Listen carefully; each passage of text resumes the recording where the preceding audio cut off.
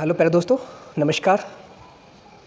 आप सभी को आज इस वीडियो के माध्यम से आज पूरा विश्व में जो हो रही समस्याएं हैं, जो आप लोग भी जानते होंगे, और जो समस्या अभी के देश में और पूरा विश्व में है वो धीरे धीरे बढ़ते जा रही है। तो दोस्तों, आज आप सभी के बीच में जो तीसरे विश्व युद्ध की जो रणनीतियाँ बन रही है और जिस तरह की माहौल क्रिएट अभी हुआ है रूस और यूक्रेन में, और जो पिछले 10 दिनों से ये लड़ाई और ये जो आक्रमण एक दूसरे के देश पर होता आ रहा है, आज इसी पर हम इसी बातें पर मैं आप लोगों के बीच आज अपनी वक्तव्य साझा करने का आया हूँ कि आखिरकार पूरा विश्व में ऐसा माहौल क्यों बना हुआ है और क्या इस माहौल से हम ये पता लगा सकते हैं कि यह तीसरे विश्व युद्ध की संकेत है। अगर हाँ कहे तो इसमें कोई गलती नहीं है। तो दोस्तों, ये संकेत हमें आज ये दिला रही है कि तीसरे विश्व युद्ध होगा, और जिसका परिणाम जो भी हो, परंतु ये आज संकेत है सबों के लिए कि तीसरा विश्व युद्ध की शुरुआत बहुत ही जल्द हो जाएगी। आज ये झलक रूस और यूक्रेन में आप लोग देख रहे हैं। जिस तरह के रूस के सैनिकों ने यूक्रेन पे आक्रमण किया, हमला किया, और यूक्रेन में जिस तरह का माहौल अभी क्रिएट है, आप लोग जानते ही होंगे। बहुत सारे यूक्रेन के लोग मारे गए हैं, सैनिक मारे गए हैं। यहाँ तक कि यूक्रेन में फंसे भारतीय छात्र जो कि पढ़ाई करते थे, उनका भी जाने गई है। आज हम ये कह सकते हैं कि हम लोग तीसरे विश्व युद्ध की और खड़े हैं। और मैं बता देना चाहूँगा कि इस तीसरे विश्व युद्ध पर हमारे प्रौढ़ प्रणेता श्री PR सरकार ने भी अपनी पुस्तक में तीसरे विश्व युद्ध का उसके बारे में बहुत पहले ही भविष्यवाणी किए थे।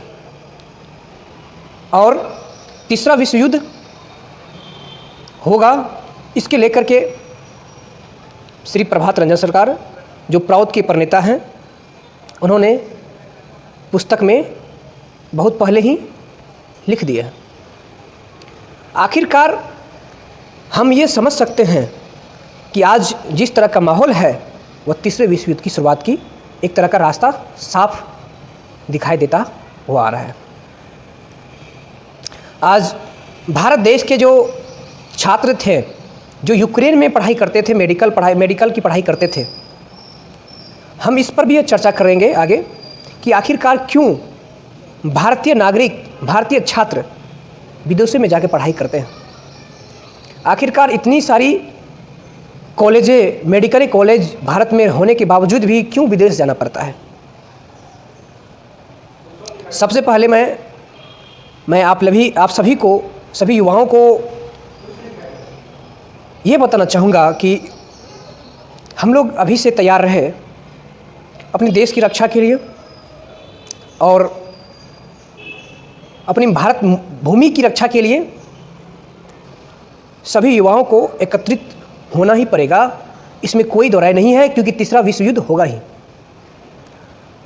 जिस तरह का माहौल अभी बन रहा है, बात करते हैं कि यूक्रेन में ही क्यों लोग, विदेश में ही क्यों लोग भारतीय छात्र मेडिकल की पढ़ाई के लिए क्यों जाते हैं।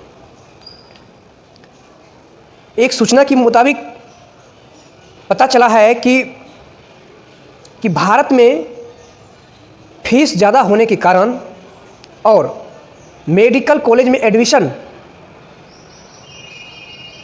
बहुत कम, यानी कि एंट्रेंस दे करके जो पास होते हैं उनका सिलेक्शन होता है, और सिलेक्शन भी होता है तो उसमें जो खर्च है उसका वो काफ़ी बहुत ज़्यादा, बहुत यूक्रेन से काफ़ी ज़्यादा गुना है यहाँ का फ़ी है, जिसके कारण भारतीय छात्र सहमत नहीं हो पाते हैं इतने ज़्यादा फीस से, और उसे यूक्रेन जाना पड़ता है। अगर हम मेडिकल की बात करते हैं तो 6 साल का कोर्स, 5 साल का कोर्स भारत में करते हैं तो 1 से 2 करोड़ उसका फी होता है। और सर गवर्नमेंट की बात किया जाए तो गवर्नमेंट में आप लोग जानते ही होंगे कि इंटेंस होता है, इंटेंस के बाद उसका इंटरव्यू होने के बाद ही उसका सिलेक्शन होता है, उसमें भी उसका फी 1 से 2 करोड़ है। परंतु यूक्रेन में ऐसा नहीं है।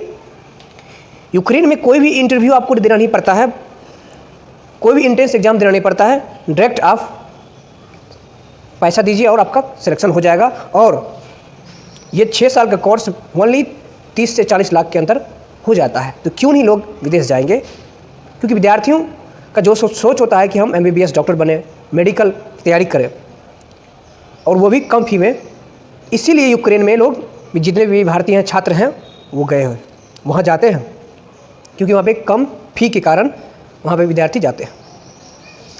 और हमारे बहुत सारे इंजीनियर, डॉक्टर, साइंटिस्ट अभी विदेश में रहते हैं, जो कि भारत के हैं और काम करते हैं विदेश की, अमेरिका का, यूक्रेन का, चीन का, रूस का। क्या सरकार के पास ऐसी सुविधा नहीं है जो इतने सारे टैलेंट होने के कारण युवाओं में और भारतीयों में वो खुद अपने भारत को मजबूत करने के लिए काम करें? क्यों जाएंगे विदेश? एक सवाल ये भी बनता है दोस्तों। अपने भारत के लोग विदेश में जाकर के पैसा कमाते हैं और नाम होते हैं किसका? विदेशों को। अमीर कौन होते हैं? विदेश, अमेरिका, जापान, चीन, रूस, ये सब। तो बहुत सारी समस्याएं हैं अभी भी हमारे देश में, तो इस पर सरकार को सोचनी होगी। फिलहाल अभी आप लोगों को पता होगा कि यूक्रेन में फंसे छात्र, लगभग भारतीय 2 छात्र ऐसे हैं जो कि उस गोलीबारी में, बमबारी में उनका मृत्यु हो गया, जो कि भारत के ही छात्र थे। तो बहुत दुख की बात है कि हमारे सरकार ने समय पर उन्हें नहीं लाने के कारण उनकी मृत्यु हो गई। क्योंकि सरकार ये कहती थी कि क्योंकि सरकार के हाथ में चूँकि ये सब तो है नहीं, सब तो हो गया, एयर इंडिया जितने भी है भारतीय वायुयान, वो सब प्राइवेटों के हाथ में चला गया, जिसका खामियाजा अभी हम लोग भुगते हैं और भुगत रहे हैं, आगे भी भुगतेंगे। तो यही सब सारी बातें हैं जो मैं आप लोगों के बीच आज सोचा कि आकर के कुछ अपने मन की बात आप लोगों के बीच साझा करूं। तो हम लोग तैयार हैं अपने देश की रक्षा के लिए, और तीसरे विश्व युद्ध का जो संकेत है इसे अवहेलना ना करें, और सरकार को भी इसे सोचना चाहिए कि आगे की रणनीति क्या करनी चाहिए और अपने देश को विश्व के सभी देशों से ऊपर कैसे रखें, आने वाले भविष्य में विश्व गुरु कैसे बनाएं। तो इस वीडियो में इतना ही, और मैं चाहूँगा कि आप लोग इस वीडियो को सभी जगह, फेसबुक, व्हाट्सएप, ट्विटर, सब जगह आप लोग इस वीडियो को शेयर करें, ताकि हमारी आवाज़ें, हम सब की आवाज़ें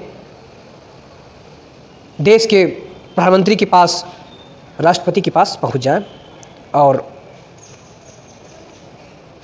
उनको भी लगे कि ये काम करना बहुत ज़रूरी है। चलिए फिलहाल इस वीडियो में इतना ही। तो आप लोग इस वीडियो को जितना जल्दी हो आप लोग शेयर करें। थैंक यू, नमस्कार।